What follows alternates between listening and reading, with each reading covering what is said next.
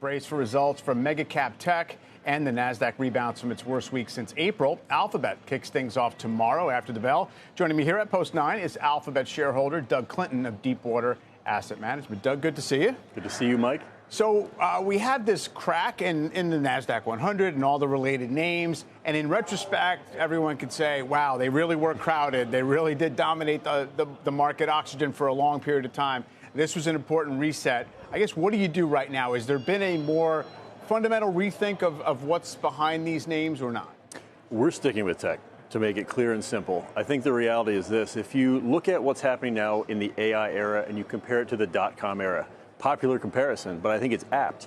During that dot-com era, 94 to 2000, we had 11 corrections of 10% or more in the Nasdaq. And so as we think about this technologically driven boom that we're in right now, 5% shift really over the last 2 years, 18 months, let's call it, since AI broke out, is not that much to speak of in that context. And we still think the AI thing is just getting started. So these pieces and these corrections along the way are just part of the puzzle. Starting to hear a little more chatter questioning just exactly how long the CapEx boom in AI is going to last. Obviously, it's well-financed. It's by the biggest companies in the world. They have tons of cash to spend. I mean, this is very solid as a source of demand. But the question is, if you start to see maybe not as quick a payoff monetization of a lot of these initiatives, do they just dial back? We don't think they will. And I mean, I think that's going to be one of the prime topics as we think about Q2 earnings is what do all the mega cap tech companies say about their CapEx plans? That was the highlight, I think, last quarter, really. Yeah. They were more aggressive than people realize. And I think we're going to see that same messaging. And the reality is, if you think about AI and the mega caps, they sort of have to invest. They can't stop.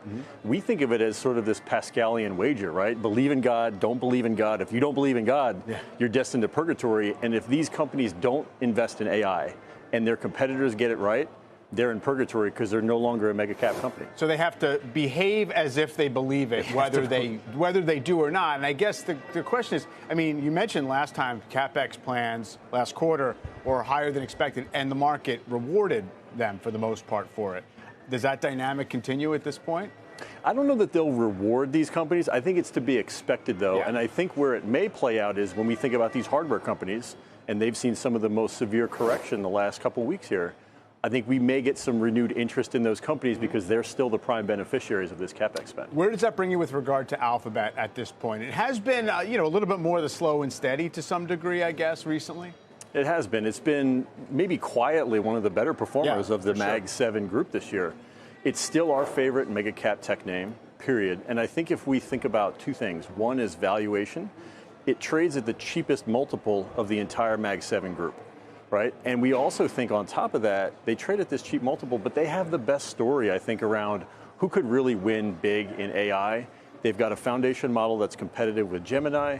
They've got their own infrastructure, their own compute that they're building with TPUs, and they have huge distribution. I don't think any other company in the Mag 7 group can really say that other than Google. Do expectations for Google in particular seem like they're reasonable heading in, or is the bar high? I think they're reasonable. I think that's a good word to use here. I don't think the bar is excessively high.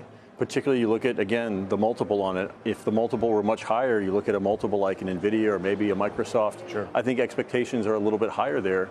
For Google, I think they're sort of reasonable, and I think the quarter will be fine. Love to get your thought on CrowdStrike. I know you have owned it in the past. Here it's, a third off its highs. Follow through selling today. Where's your stance on it? It deserves to be a third off its highs, I think, after what happened. I mean, that goes without saying. The reality for us is this. It's a great company. I think it's going to take a quarter or two for them to work out what does this look like for the business going forward. I don't know that they're going to lose a lot of customers. They're not going to lose a lot of logos over this, but I think there's going to be a lot of pricing discussions as customers come back to renew and say, hey, take care of us. There's a big problem here, and I think that's going to take some time to work itself out. Yeah, and for a stock that's, richly valued as it is right now for lots of growth. All right, Doug, good to talk to you. Thanks so much.